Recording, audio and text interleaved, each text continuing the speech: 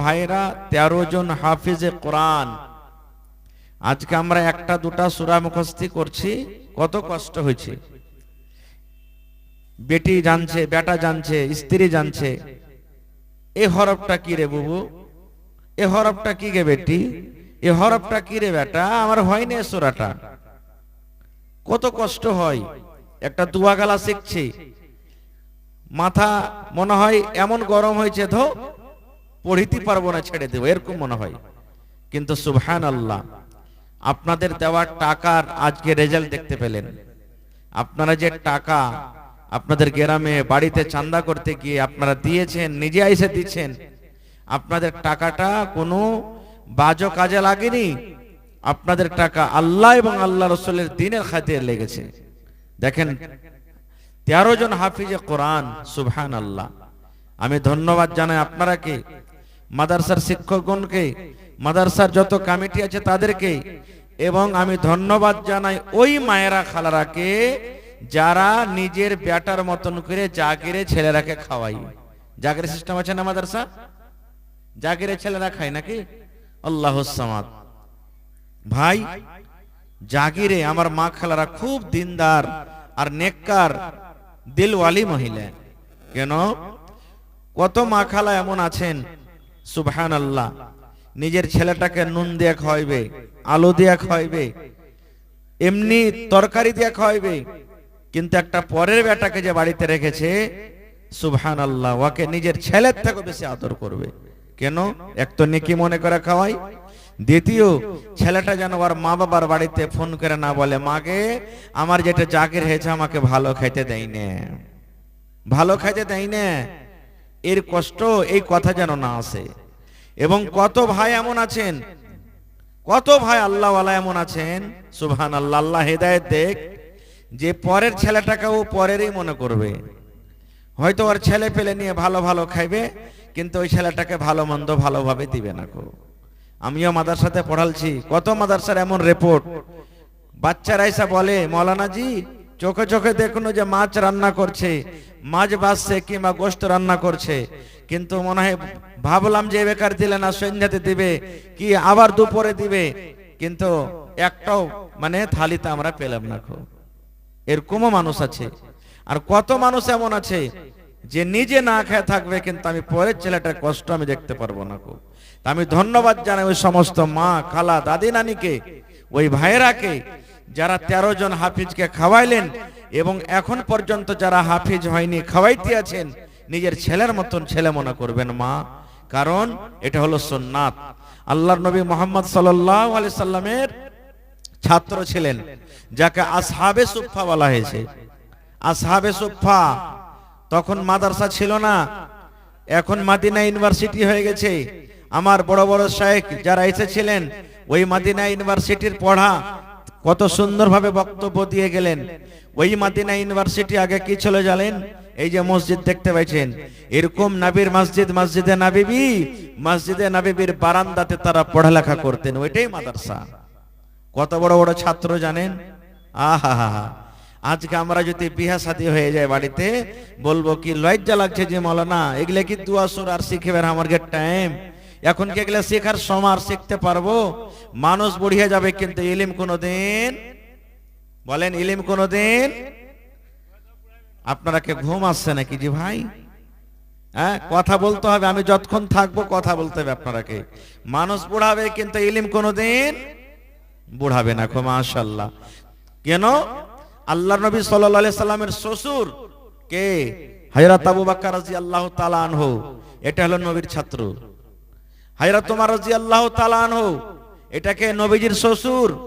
মাদ্রাসার মানে আসহাবে সুফফা অর্থাৎ নবীর ছাত্র এরা। হযরত আবু হুরায়রা রাদিয়াল্লাহু তাআলা আনহু, সব থেকে যিনি বেশি হাদিস মুখস্থ করেছেন, এটা কে? এটা নবী মুহাম্মদ সাল্লাল্লাহু আলাইহি সাল্লামের ছাত্র। দেখেন কত বড় বড় ছাত্র, তারা বড় বড় হয়ে, কেউ বেটার বাপ হয়ে, কেউ জামাই হয়ে, এরকম ভাবে বড় বড় হয়ে ইলম শিখেছেন। তারা লজ্জা করেনি, তো আমরা কেন লজ্জা করব ভাই? হযরত ওমর ফারুকের কথা শুনবেন, সহিহ বুখারী শরীফের লম্বা হাদিস, 2-4 পাতা নিয়ে হাদিসটা আছে, আমি শুধু বোঝার জন্য আপনাকে বলি।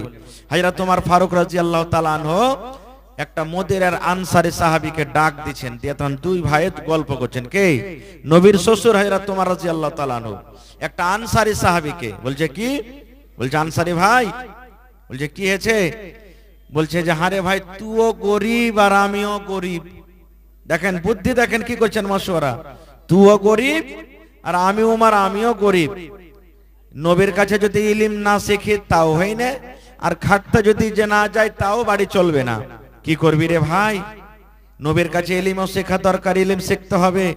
আর যদি খাটতে না যায় তাও ছেলে ফেলে না খেয়ে মরবে। কি করতে হবে? তখন বলছেন, ভাইরে এক কাম করো, আমি একদিন খাটতে চলে যাব, তুমি নবীর কাছে ইলম শিখবে, সারা দিন থাকবে, আর আমি খাইতে যতটি মজুরি পাবো, টাকা আনাজ পাবো, দু ভাগে ভাগ করব। এক ভাগ আমার বাড়ির জন্য, ছেলে মেয়ের জন্য রাখবো, আর এক ভাগ তোমাকে দিয়ে দেব। আর তুমি গোটা দিনে নবীর কাছে যে গোটা ইলম শিখবে, কথা শিখবে, সন্ধ্যেবেলাতে তুমি আমাকে শিখিয়ে দিও। আর আমি তারপরের দিন খাটতে চলে যাব, তুমি নবীর কাছে থাকবে, আমি খেটে যা পাবো তোমার ছেলে মেয়েকে অর্ধেক দেবো, আমি অর্ধেক রাখবো, আর তুমি যা শিখবে আমাকে শিখিয়ে দিবে। এইভাবে আমাদের সংসারও চলবে আর ইলমও শেখা হবে। সুবহানাল্লাহ। দেখেন কি সাহাবী ছিলেন তারা। একদিনকার ঘটনা, একটা সহিহ হাদিসে এসেছে, কত কষ্ট করে ইলম শিখেছেন সাহাবায়ে কেরাম জানেন? হযরত আবু হুরায়রা রাদিয়াল্লাহু তাআলা আনহুকে এত ভোগ, জাগির কে থুবে রে ভাই। তখন সাহাবাই যারা ধনী মানুষ ছিলেন তারা জাগির রেখেছিলেন। কষ্ট, সাহাবায়ে কেরাম হাদিয়া দিতেন ওস্তাদের জন্য। কেউ একটু দুধ দিয়ে দিলেন, কেউ একটু ঘাটি দিয়ে দিলেন, কেউ একটু ছাতু দিয়ে দিলেন, কেউ একটু রুটি দিয়ে দিলেন, এগুলা কেউ খাজুর দিয়ে দিলেন, কেউ একটু আর কিছু দিয়ে দিলেন। এগুলাই হলো তার জাগিরের ব্যবস্থা। তা হযরত আবু হুরায়রা রাদিয়াল্লাহু তাআলা আনহু বলছেন যে, একদিনকার ঘটনা, আমাদের কাছে কিছু খাইতে নাই, খাবো কি? আর খুবই ভোগ লেগেছে, পেটে জ্বালা, পেট কোঁকো করছে। মানুষের ভোগ লাগে তখন পেট কোঁকো করে না? কোঁকো করছে। তখন বলছেন যে, আমরা লজ্জাতে কাউকে বলতে পারি না যে খাইতে দাও, ভোগ লেগেছে। এখনকার মানুষ কিন্তু ভোগ লাগলে কি করবে? লজ্জা করবে না, চেহে খেয়ে নিবে, আর না হলে জবরদস্তি কেড়ে খেয়ে নিবে।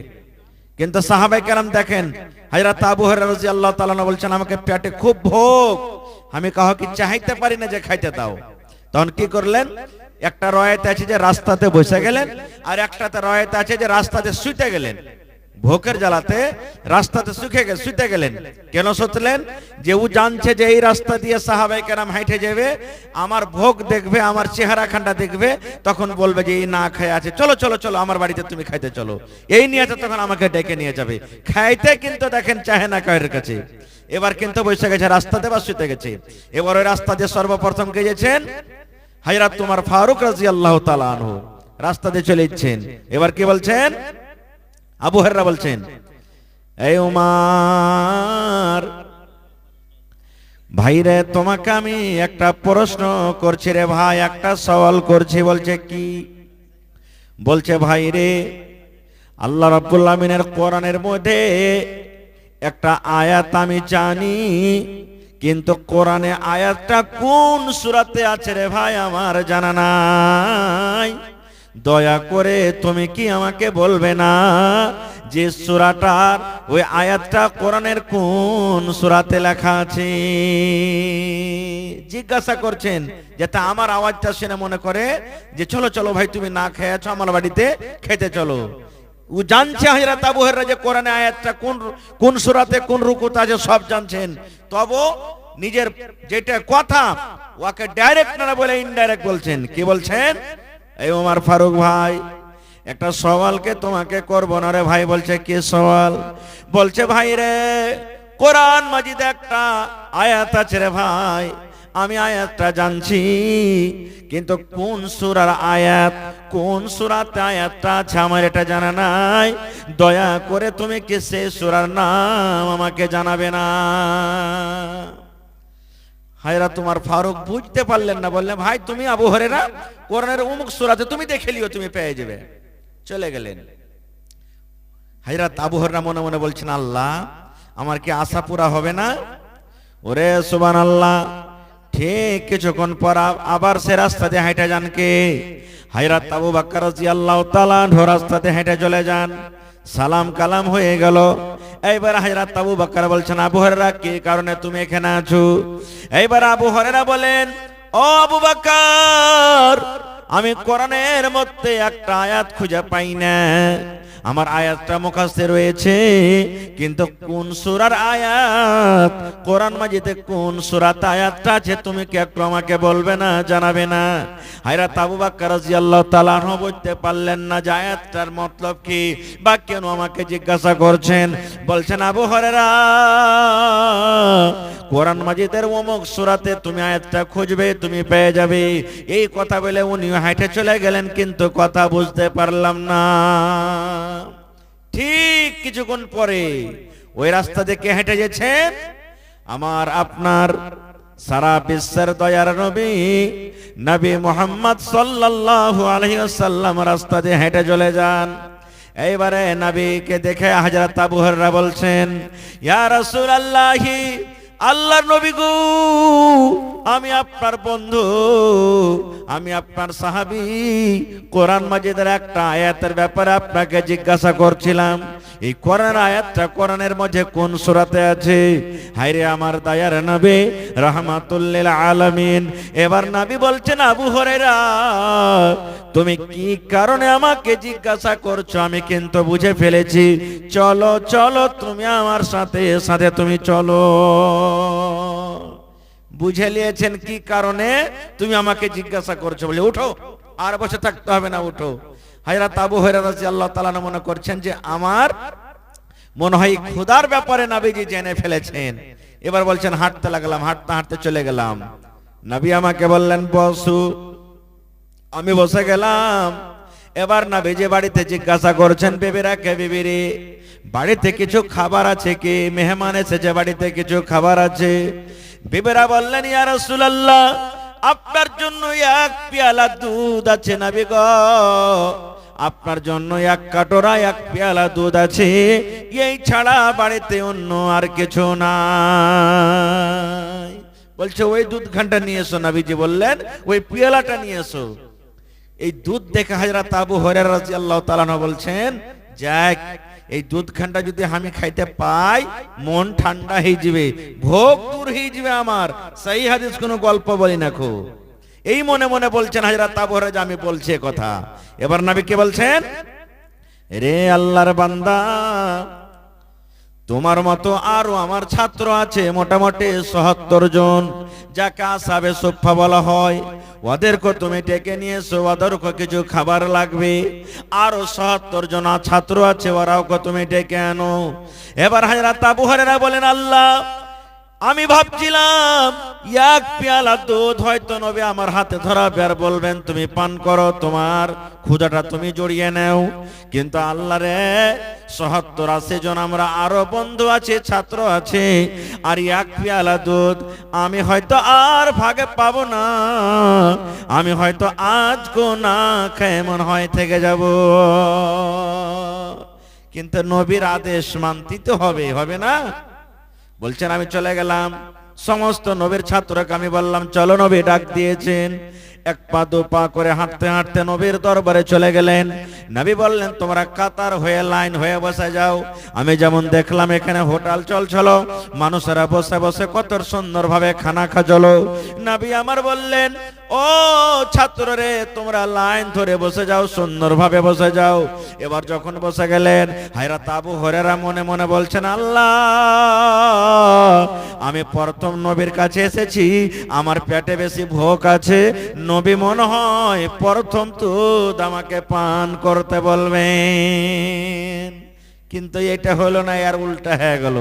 নবী কি বলছেন, আবু হুরায়রা, তুমি পেয়ালাটা নিয়ে নাও, এই তুমি কাটোরা নিয়ে নাও, আর তোমার বন্ধুরাকে তুমি এক দিক থেকে পান করো, দুধ খাওয়াইতে লাগো। এবার বলছেন, আল্লাহ, আর মনে হয় আশা আর নাই, আর দুধ পান করতে পাবো না। এতটি লোক এক পেয়ালা দুধে কি হবে? এবার কিন্তু নবীর ফরমান, আমি একটা একটা করে দুধ দিতে লাগলাম। ও যখন পেট ভরে খেলো, আবার অন্যকে দিয়ে দিলাম। ওর যখন পেট ভরে গেল, আবার তাক পাঁচজনকে দিয়ে দিলাম। ওর যখন পেট ভরে গেল, আবার অন্যজনকে দিয়ে দিলাম। এই করে করে বলছেন, ওরে সুবহানাল্লাহ, ৭০-৮০ জনের যখন দুধ পান করা হয়ে গেল, এবার নবী বলছেন আর কেউ আছে? বলছেন ইয়া রাসূলুল্লাহ, আল্লাহর নবী গো, এখন আপনি আছেন আর আমি আছি, বাকি সমস্ত লোকের দুধ পান করা হয়ে গেল। নবী বলছেন আর দুধ আছে না? তো আছে। বলছে তুমি খাও এখন। হযরত আবু হুরায়রা বলছেন না আপনি খান। নবী বলছেন না তুমি দুধ খাও।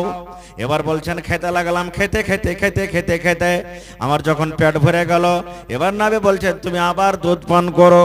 আবার দুধ পান করলাম, কয়বার হলো? দুবার হয়ে গেল। এবার নবীকে আমি পেয়ালাটা দিয়ে দিলাম। আমার নবী বললেন আবার দুধ পান করো। আবার আমি পান করলাম।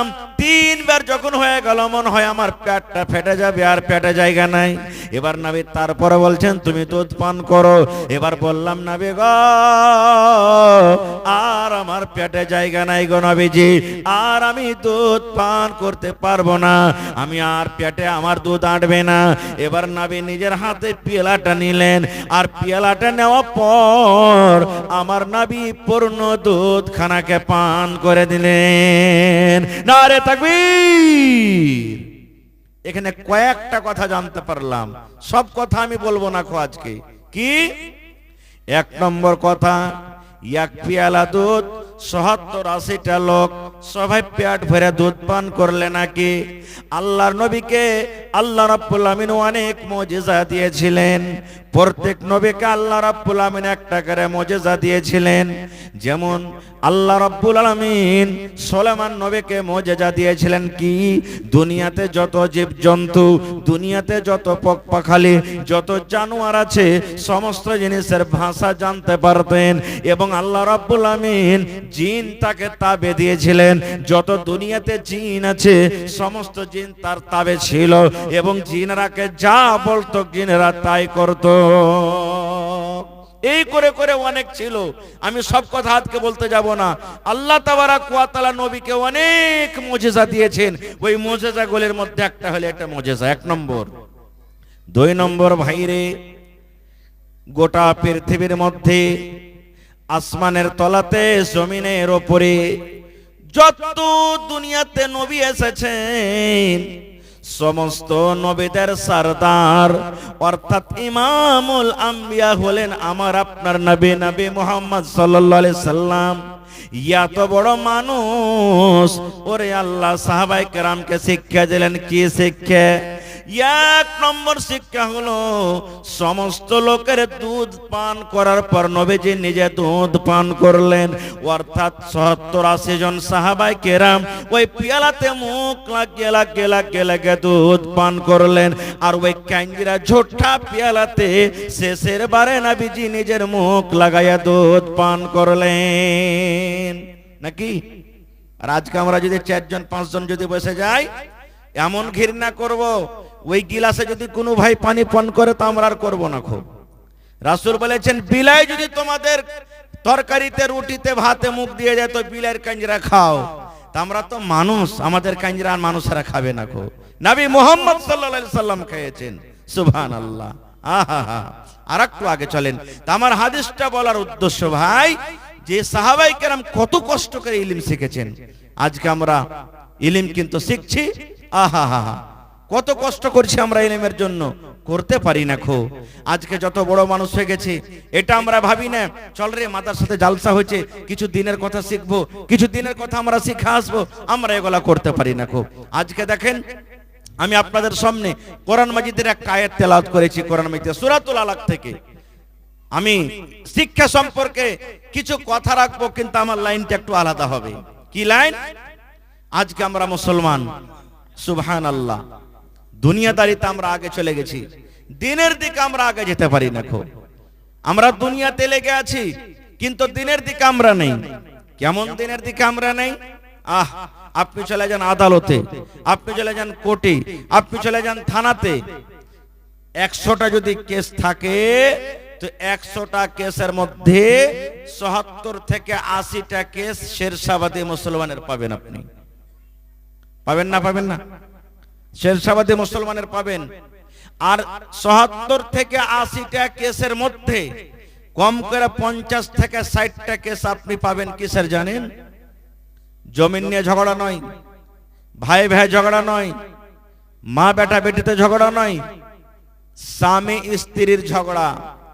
কোনো এমন গ্রাম নেই, কোনো এমন এলাকা নেই যে ওই এলাকাতে প্রত্যেক মাসে মাসে একটা দুটা তিনটা করে তালাক হয় না। হচ্ছে না, হয় না? আর এটা কারণ কি জানেন? আমাদের ভারতবর্ষের আমাদের জন্ম, আমরা ভারতে থাকি। হিন্দুস্তানের ভারতের আইন কি আছে আপনারা জানছেন? বুদ্ধিজীবী মানুষ 21 বছরকার আগে কোনো বেটে ছেলে বিয়ে করতে পাবে না, এটা নাই। 18 বছরকার আগে কোনো বেটি ছেলে বিয়ে করতে পাবে না। খো আমরা কি করি? জমিন ধরতে হবে রে, বালুয়া চকে এক জমিন বিক্রি আছে, এক কাঠা জমিন, খুব সেন্টারের পরে জমিন খানটা আছে। জমিন খানটা যদি নিতে পারি, ছেলে পেলার কাজ দিবে, দোকান পাশার 2 ঘন্টা হয়ে যাবে। আমরা কি করব? চল জমিন খানটা ধরতে হবে। কত দাম? না তো জমিনটার দাম 10 লক্ষ টাকা। এবার দেখছি ছাগল গরু বিক্রি করে, গহনা জেওয়ার যা ছিল বাড়িতে বিক্রি করে দেখছি মোটামুটি 7 লক্ষ টাকা হয়ে গেল। আর 3 লাখ টাকা কোনটা পাবো রে? এত টাকা কেমন করে আনবো? তো বলছে যে আরে তুই কি করছিস? ওই পুঁটা পড়ছে, হোদলা ছোনার বিয়ে দিয়ে দে না, হোদলার বিয়ে দিয়ে দে। হোদলাল টস টস করে লাগ দিয়ে পুঁটা পড়ছে, কুয়াশা চিপলে পারে দুধ বের হবে, খ্যাপার মতন হ্যাঁ ঘুরে বেড়াইছে, কাপড় পিনবের এখনো ঠিকানা নেই, গোসল কখন কিভাবে কোন টাইমে করতে হবে কোনো ঠিকানা নেই। এবার ওর বহু খুঁজতে লাগলো, বহু খুঁজতে খুঁজতে খুঁজতে দেখছে হ্যাঁ ছাগলিয়া গ্রামে একটা বেটি ছেলে সুন্দর দেখতে, একে বিয়ে বউ করবো আমি। এবার বেটির বাপও কি করছে? হে দিয়ে দি ঘোড়ার ডিম বিয়েটা, মাথার ঝামেলা শেষ হয়ে যাবে। আরে 12-14 বছর হলো বেটির বিয়ে দেওয়ার ঠিকান হয়ে গেছে, কি করব? বেটি তো একদিন বিয়ে দিতে হবে, না দিলে হবে না, দিয়ে দি। কেনে ও বালুয়া চকে জমিন লিছে, আরো জমিন আছে, ও রোডের কান্ধাতে জমিন আছে, অমুক চকে দোকান আছে, ওরে দোতলা বাড়ি আছে, 4 চাক্কা আছে, এই আছে ওই আছে। বেটিটার বিয়ে দিয়ে দিলে সুখ থাকবে বাড়িতে। এবার দিয়ে দুনো বিয়ে। এরকম হয়েছে না, হয় না? জোরে বলেন, হয়েছে না, হয় না? এবার বিয়ে দিয়ে দুনো। বিয়ে দেওয়ার পর তখন আমরা কি করছি? 2 মাস 4 মাস 6 মাস যেমনি হলো, তখন বেটিটা একদিন বলছে বাপু হে আর ভাত খেতে যাব না, যাব না ভাত খেতে। কেন যাবি না? ওই শ্বশুর বাড়িতে আমার জীবনটা কাটবে না, ওই শ্বশুর বাড়িতে আমি চলতে পারবো না খো, এই জন্য এই বাড়িতে আমার জীবন যাপন হবে না খো। তো কি করতে হবে? বলছে যে আমাকে তালাক করিয়ে নে, আমি অন্য ঘর চলে যাব, আর না যদি আমার তালাক করবি তো আমি বিষ খেয়ে মরবো, তুই আমার মরা লাশ দেখতে পাবি। কি করবে? বাপ মা মজবুর হয়েছে, বলছে ঠিক আছে তুই আয়। কোন রকম গেল, 5 দিন 7 দিন পর তখন ওই ছেলেটা ভোল্টু ফের আনতে এসেছে ওর স্ত্রীকে। যেমনই আনতে গেছে, আগে থেকে তো প্ল্যান করা ছিল, নাস্তা পানি কিছু দেওয়াইনি, তারা কি তালা একটা সুন্দর নতুন নিয়ে এসে ঘরে বন্ধ করে হাত 2 ঘন্টাকে বাইন্দা বলছে রে আমার বেটা মরা, তোর বাপকে তাড়াতাড়ি করে ফোন কর। কই শাশুড়ি মা কি ভুল করেছি? কি ভুল করেছি রে লিস্টে লাগার বেটা? যেদিন থেকে তোর বাড়িতে বিয়ে দিয়েছি 4 মাসে গেল, বেটিটা কোনোদিন জীবনে সুখ শান্তি পাইনি। তোকে 3 লাখ টাকা দিয়েছি, 3 লাখ টাকা বিয়েতে খরচ হয়েছে, তোর বাপকে বল 5টা লোককে নিবে, আর 6 লাখ টাকা নিয়ে আমার বেটিকে তালাক করে নিয়ে চলে যাবে। এবার যেমনই তালাক হইলো, কিছু টাকা দিলে কিছু টাকা থাকলো, এবারে তখন গন্ডগোল ঝামেলা আগে বেড়ে গেল, কেস মোকদ্দমা শুরু হয়ে গেল। হয়েছে কি হয় না ভাই? চলছে কতদিন চলছে। আমার আপনার টাকা, কষ্ট করার টাকা লোকের পকেটে তখন আমরা দিয়ে আসছি। কেন এগুলা হয়েছে জানেন? ইলিমের কারণে। ইলিম যদি ছেলেটার মধ্যে থাকতো, আল্লাহ রাসূলের বিধান যদি পড়িত, তাহলে ছেলেটা জানতো আল্লাহর নবী বলেছেন সাল্লাল্লাহু আলাইহি সাল্লাম কিভাবে স্ত্রীকে বাড়িতে নিয়ে আসতে হবে আর স্ত্রীকে কিভাবে বাড়িতে রাখতে হবে। যদি ওই বেটি ছেলে পড়ালেখা হতো, তাহলে বেটি ছেলে জানতো যে আল্লাহ রাসূল কিভাবে নিজের স্বামীর সাথে ব্যবহার করার কথা বলেছেন, স্বামীর খেদমত করার কথা বলেছেন। জানতো না? একটাই হাদিস আপনার সামনে বলি, সহিহ হাদিস, আল্লামা নাসিরউদ্দিন আলবানী রাহিমাহুল্লাহ হাদিসটাকে সহিহ বলেছেন। কি হাদিস? আল্লাহর নবীর জামানাতে এক বাপ নিজের বেটির বিয়ে দিবে, বেটি বলছে আব্বু আমি বিয়ে করব না খো। আমি বিয়ে করব না খো। বাপ চলে গেলেন নবী মুহাম্মদ সাল্লাল্লাহু আলাইহি সাল্লামের দরবারে, চলে গেলেন। ভালো লোকের সাথে ভালো বুদ্ধি নেবেন, মাশওয়ারা নেবেন। যদি কোনো মাশওয়ারার কোনোদিন দরকার হয়, বিহার বারে হোক, জমির বারে হোক, আর কোনো বারে হোক, ভালো লোকের কাছে বুদ্ধি নিতে যাবেন, মাশওয়ারা নিতে যাবেন। মন্দ লোকের কাছে বুদ্ধি নেবেন, তাহলে আপনাকে ভালো দিতে পারে আর ডুবিয়ে দিতে পারে। আপনার সাথে কোনো যদি রাগ লাগে থাকে, তাহলে কিন্তু আপনাকে মাটিতে পৌঁছে দিবে। এই তালি তাল, এই বেটাকে জমিনে দফন করব, আমার বদলা সহজ হয়ে যাবে না। এরকম বুদ্ধিজীবী মানুষের কাছ থেকে আপনি কি করবেন? মাশওয়ারা নেবেন। এই দেখেন দান আসতে শুরু হয়ে গেছে, আমার শেখ স্টেজে চলে এসেছেন, আর ওয়াজ করা হলো না, টাইমটা সব আমার ওদিকে বয়ে চলে গেল। বুঝতে পারলেন তো? মানে টাইমটা যা হয়েছিল ঠিকই সেট হয়েছিল, কিন্তু এখানে এসে একটু উল্টা পাল্টা হয়ে গেল। আব কি করা যাবে? খैर যা হোক। তো ভাই, আপনার কাছে আমি বেশি সময় নেব না, হায়াত বাকিতে মোলাকাত বাকি। 5টা মিনিট আপনার কাছে আমি সময় নিয়েছি, এবং আপনারা এক দুটা চাদর দিয়ে দেন মহিলা প্যান্ডেলে, চাদর গালা দিয়ে দেন। মায়েরাকে বলবো রাগ ঝাল করিয়েন না মা, কমিটির মানুষ এখানে এসেছি, আমরাকে যেদিকে বাহাবে সেদিকে বাহাবো। আমরা তো হলাম একটা মেহমান হিসেবে এসেছি। মনে ছিল আশা যে কিছু শোনাবো, কিন্তু শোনা হলো না। তবে 5টা মিনিট আপনার সামনে আছি, চাদর যাচ্ছে, মন দিয়ে 10, 20, 100, 200, 500, 1000 কানের, নাকের, পায়ের, হাতের আপনারা দিয়ে দিবেন। আর পারলে একটা ছাগল বকরি গালা দিয়ে দেন, এলান করে দেন, সকালবেলাতে দিয়ে দিবেন, দোয়া করে দেব। এবং ভাই, আজকে কোরআনের মাহফিল, 30টা পারা কোরআনের জন্য। আজকে দেখি কোন আল্লাহর বান্দা আছেন, কোরআনের মান সম্মান রেখে, কোরআনের দাম আল্লাহ ছাড়া কেউ দিতে পারবে না, কোরআনের বদলে আল্লাহ দিবেন, তবে তার মান সম্মান রেখে দেখি 30টা পারা, এক পারার দাম হলো 500 টাকা। যদি এক পারার দেন তো 500 টাকা লাগবে, 2 পারার দেন তো 1000, 3 পারার দেন তো 1500। এই দেখেন 30টা পারা কোরআনের দাম আমার কাছে হাজির করেন তো দেখি কোন আল্লাহর বান্দা আছেন। কেউ 10 পারার দাম দিবেন, কেউ 5 পারার, কেউ 15 পারার, কেউ 20 পারার, কেউ আধ পারা, কেউ 1 পারা। আমার হাতে 2 পারা কোরআনের দাম এসে গেছে, মাশাআল্লাহ। জাযাকাল্লাহু খাইরান জাযা ওয়া হাসানাল জাযা। রব্বানা যালামনা আনফুসানা ওয়া ইল্লাম তাগফির লানা ওয়া তারহামনা লানাকুনান্না মিনাল খাসিরিন। কে? আহা, মাস্টার আব্দুল খাবির সাহেবের স্ত্রী আমার খালাজান 1000 টাকা দিয়েছেন নিজের স্বামীর জন্য। স্বামী মারা গেছে। আহা, এই রব্বুল আলামিন, স্বামী দুনিয়াতে নাই, কবরবাসী হয়ে গেছেন আল্লাহ। স্বামীকে মনে পড়ে গেল, 1000 টাকা এবং 50 কিলো মাকে সাথে দান করেছেন রব্বুল আলামিন। দুনিয়ার খবর পাওয়া যায়, কবরের খবর পাওয়া যায় না। আল্লাহ, স্বামী যদি কোনো মুসিবতে থাকে, এই দানের বিনিময়ে আল্লাহ তার মুসিবত তুমি দূর করে দাও। আল্লাহ তার কবরে তুমি জান্নাতের বিছানা দিয়ে দাও। আয় আল্লাহ, এ দানিকে তুমি ভালো রাখো, ছেলে মেয়েকে আল্লাহ ভালো রাখো, যতদিন দুনিয়াতে বাঁচবে পাক্কা সাচ্চা তুমি নামাজি করে রাখো, আমিন। আহা, নানা নানির লাগে 1000 টাকা নগদ আর 1 কুইন্টাল ভুট্টা। তো দাদু দাদি পিয়ার করেনি নাকি আপনাকে? হ্যাঁ, তো দাদু দাদির নামে 1000 টাকা আর দিয়ে দেন, হবে না? আহা, লেখেন, আপনার নাম কি? মোহাম্মদ সাজউদ্দিন। 1000 টাকা নগদ, 1000 বাকি, আর 1 কুইন্টাল মাকই নানা নানি দাদু দাদের জন্য। মাশাআল্লাহ, আপনার ছেলে তো হাফেজ হলো নাকি? আহা, এখান থেকে সীমিত রাখেন, আরো আগে দেন, দৌড় করতে পাঠান, আলিমের দিন করেন। সুবহানাল্লাহ, মাশাআল্লাহ, জাযাকাল্লাহ। কি নাম ভাই আপনার? মফিজুল ভাই। বাড়ি কোথায়? এই দেখেন, এই গ্রামে 1000 টাকা দিলেন, তা আপনি জোড়া লাগাবেন না আর 1000 টাকা? 50 কিলো ভুট্টা ভাই কিনা? আহা, মাশাআল্লাহ, দেখেন।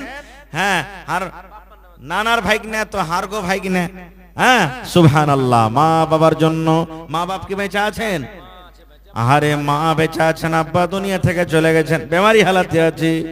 আয় আল্লাহ, 50 কিলো মাকই 1000 টাকা তোমার কোরআনের জন্য জমা করে দিলেন। আল্লাহ, তোমার বান্দা আল্লাহ সাজউদ্দিন সাহেব 2000 টাকা এক কন্ট্রোল মাকে দিয়ে দিলেন দাদু দাদি নানা নানির জন্য।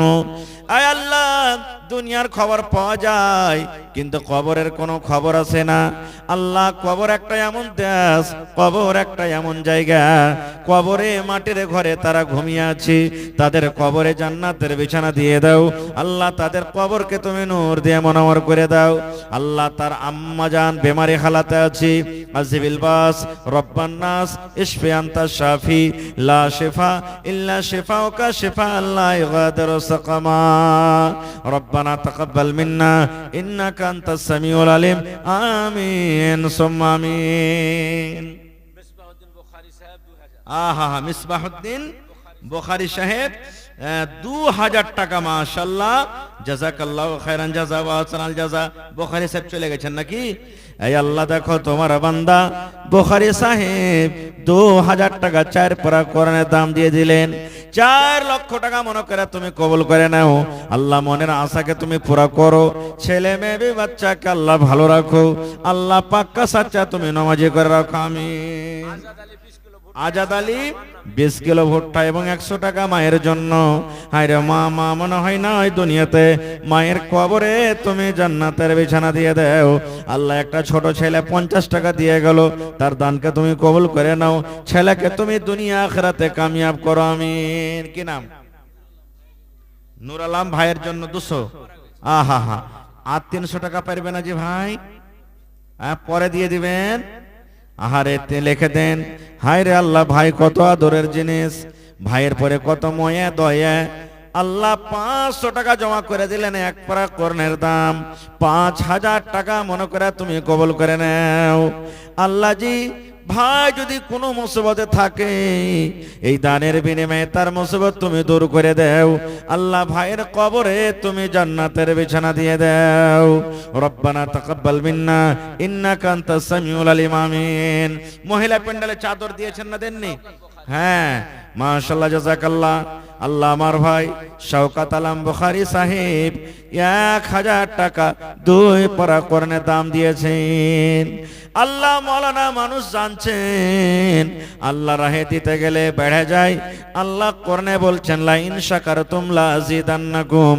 হে আমার বান্দারা, তোমাকে যে নিয়ামত দিয়েছি শুকরিয়া আদায় করো, আমি আল্লাহ আরো বাড়িয়ে বাড়িয়ে দিব।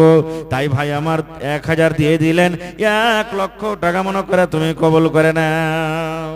কি নাম জিনানা? মহিউদ্দিন হার নানির ভাইয়ের নাম। সুবহানাল্লাহ, তাহলে নানা হয়ে গেল আল্লাহুস সামাদ। হ্যাঁ ভাই না, আহা, চাল মুসলিম আখল মুসলিম। তো বাপজি আর 500 টাকা দিবেন না, 1000 পুরিয়ে দেন মামু। মহিউদ্দিন সাহেব যদি পকেটে না আছে লিখে দেন, তো মোবাইলে থাকলে অনলাইন মেরে দেন। হ্যাঁ, আজকাল মানুষ পকেটে খুব কমই নিয়ে বেড়েছে টাকা, মোবাইলই বেশিরভাগ মারছে। মাশাআল্লাহ, জাযাকাল্লাহ। মহিউদ্দিন মামু আমার এখানে এলো, 1000 টাকা আল্লাহ হাজির করিল। ও গো আল্লাহ দয়াময়, তুমি গো রাব্বানা মাফ করে দাও আল্লাহ জীবনের গুনাহ। আরো দোয়া করি আল্লাহ তোমার দরবারে, সুখ আর শান্তি দাও তুমি তার ঘরে। দানা পানি ফসলেতে উন্নতি দানিবে, সিল পাথর হতে আল্লাহ বাঁচাইয়া নিবে আমিন সুম্মা আমিন। আহা, এই দেখেন আমার নানা জানের বেটি, কত আদরের বেটি।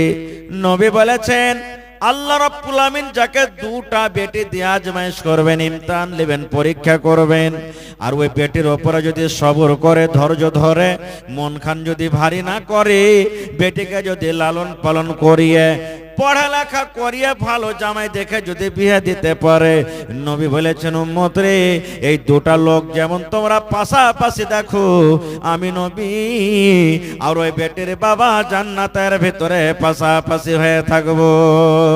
এত বড় ফজিলত দিয়েছেন নবীজি।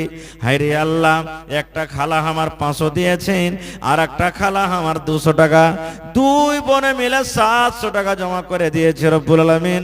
7000 টাকা মনে করে তুমি কবুল করে নাও। মনের আশাকে আল্লাহ পুরা করো। যতদিন দুনিয়াতে বাঁচবে ইমানের হালাতে রাখো, নেককার করে রাখো আল্লাহ, পাক্কা সাচ্চা তুমি নমাজি করে রাখো। আমিন। আহা, কি নাম? সালাম করবেন না? আমিনুল নামে দেখো 500 টাকা দান, আর 1000 টাকা পড়তে 500 টাকা কম। আর 500 টাকা লাগবে। আমিনুল ভাই লেখে দেন, পরে দিয়ে দিবেন। আহারে দেখেন আমিনুল ভাই আমার 500 টাকা মা বাবার জন্য দিয়ে দিলেন। মা বাবা মনে হয় দুনিয়াতে নাই, আছে। আল্লাহ যতদিন হায়াত দিয়েছো তুমি সহি সালামত রাখো, বিছানায় ফেলে রাখিও না। আমিনুল ভাইকে আল্লাহ ভালো রাখো, হাতে টাকাতে পয়সাতে বরকত দাও, খাটাতে বরকত দাও আল্লাহ। ছেলে মেয়ে বাচ্চাকে দুনিয়া আখিরাতে তুমি কামিয়াব করো। আমিন।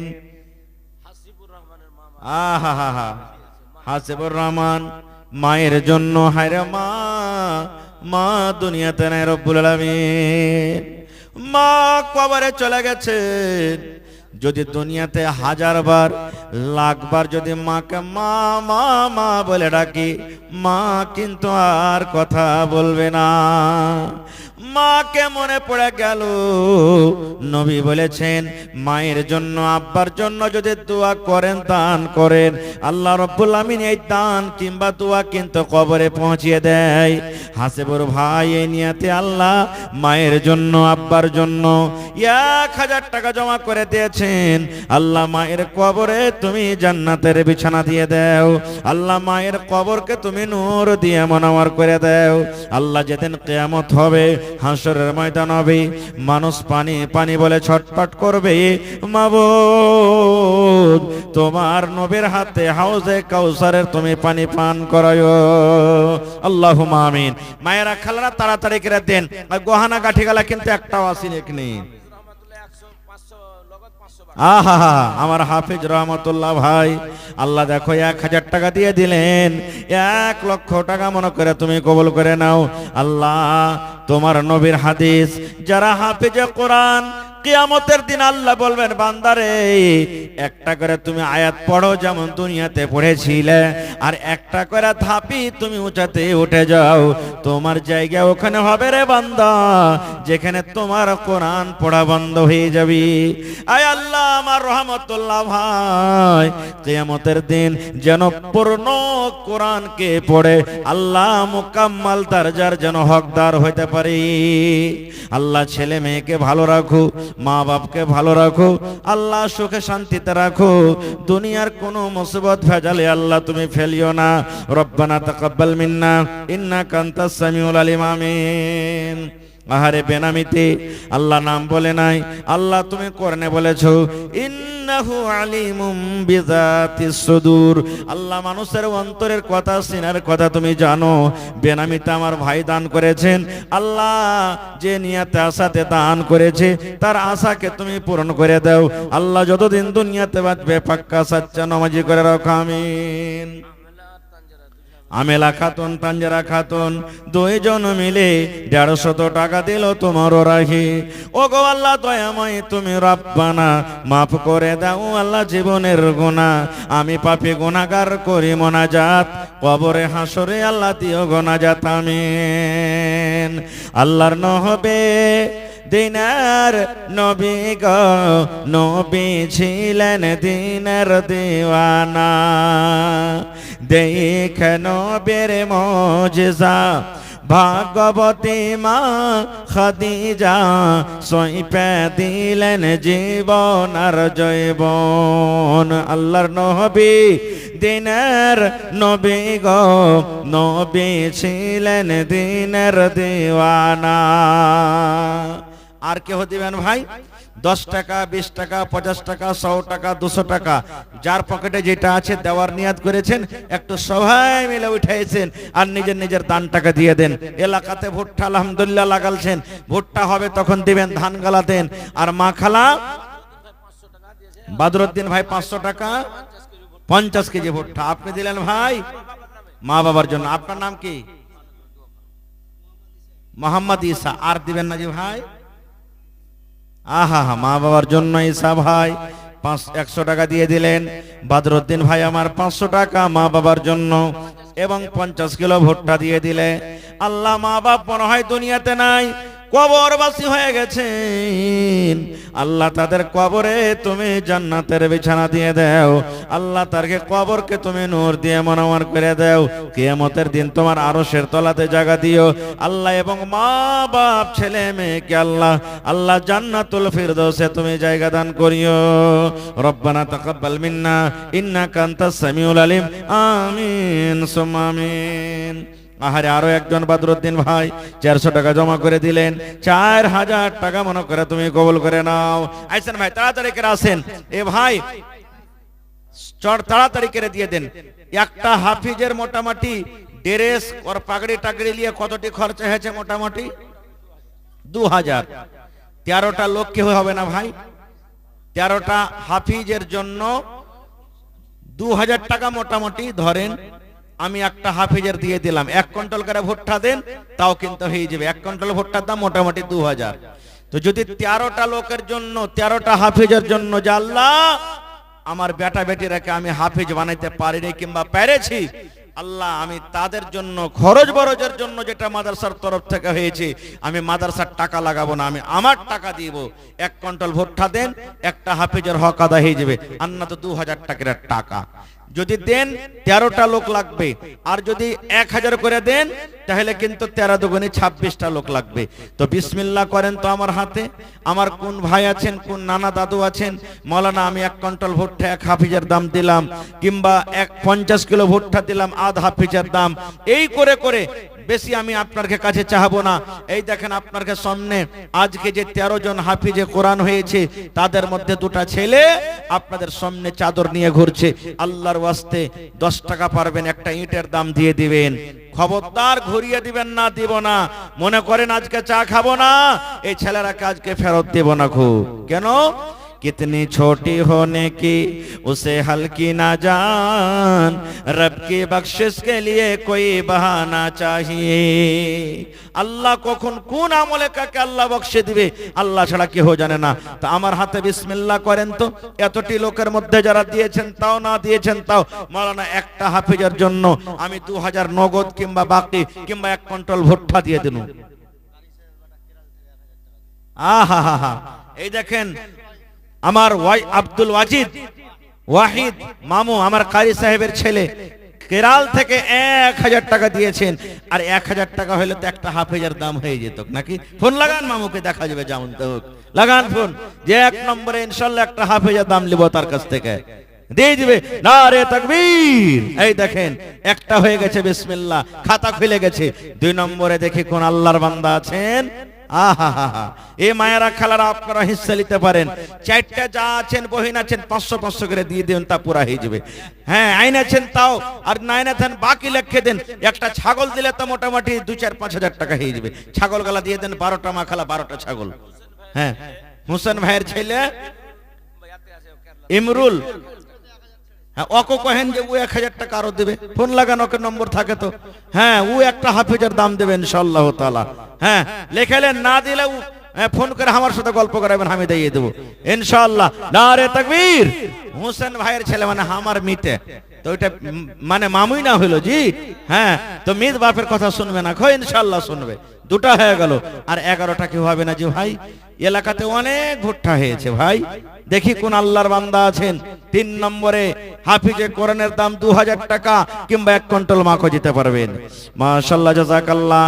আল্লাহ দেখো হোসেন সাহেবের ছেলে এবং আমার কারি সাহেবের ছেলে আব্দুল ওয়াহিদ, এ রব্বুল আমিন, 1 টাকার হাফিজের পোশাকের জন্য, পায়জামা পাঞ্জাবি পাগড়ির জন্য, লাঠির জন্য আল্লাহ 2000 করে জমা করে দিলেন।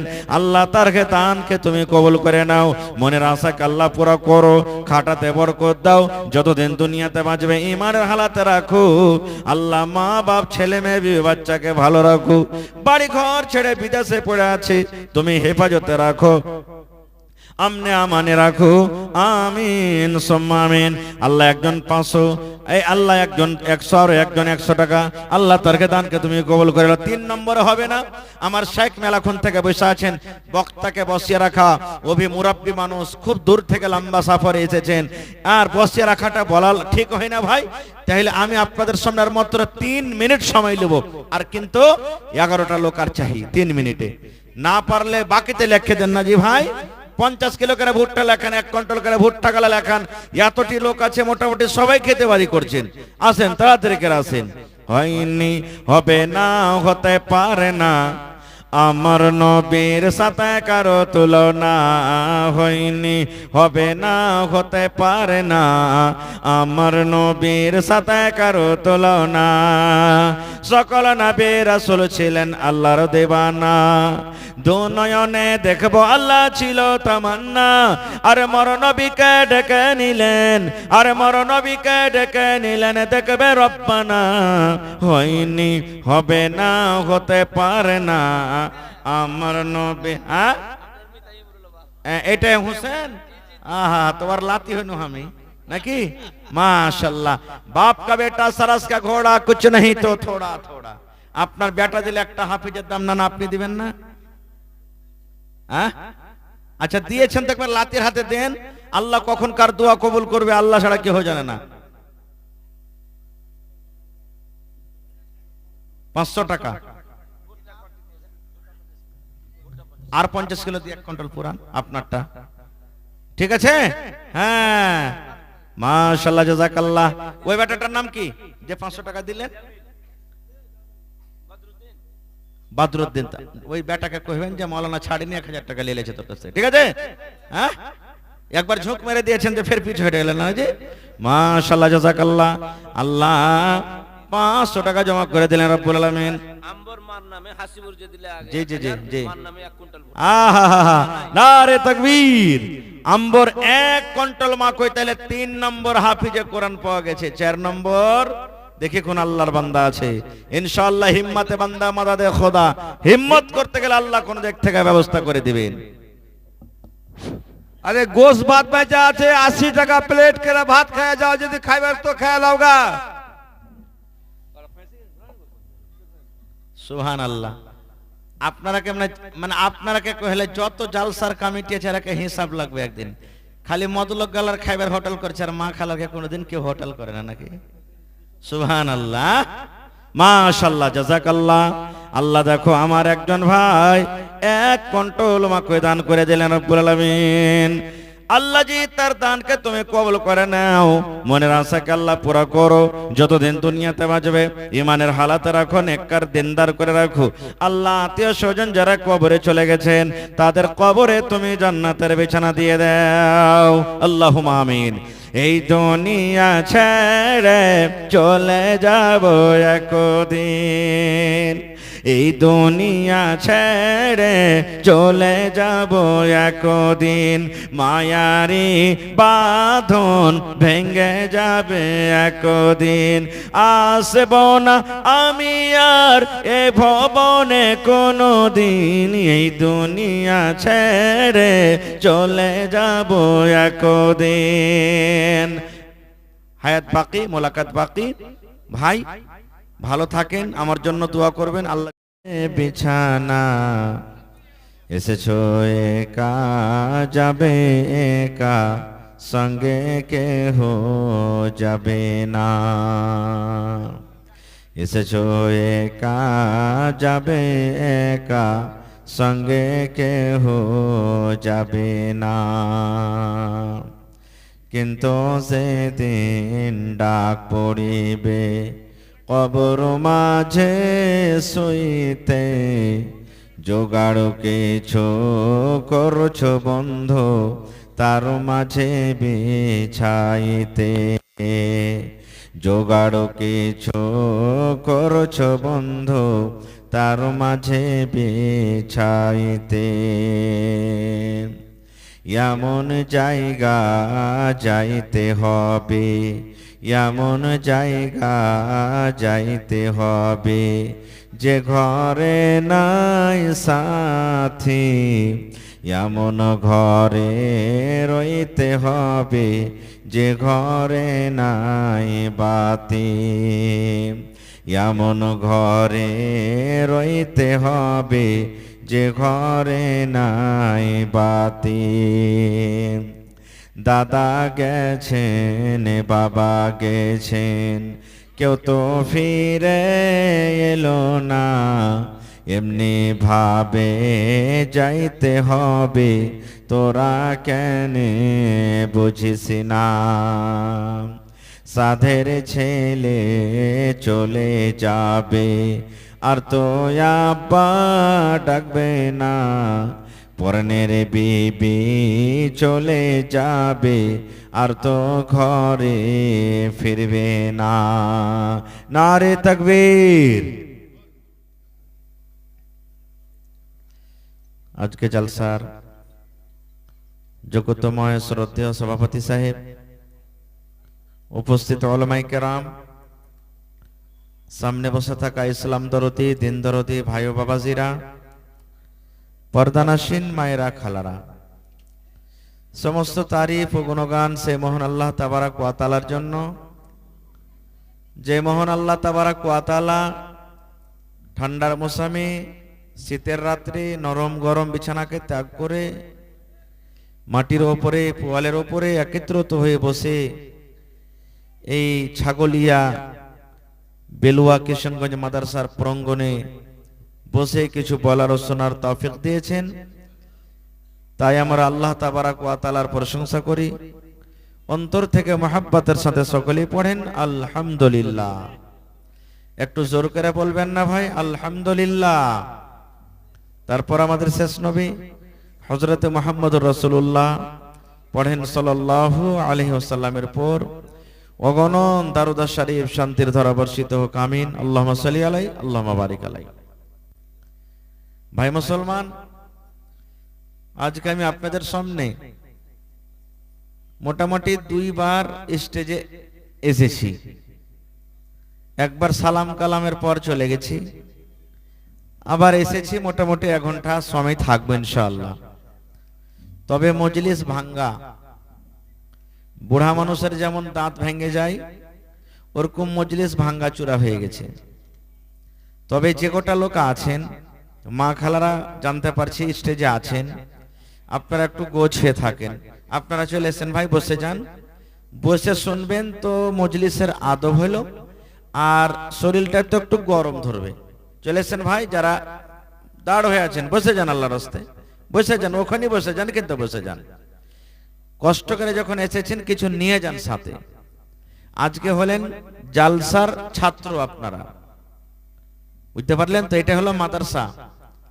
আর আপনারা দেখলেন আমার ছোট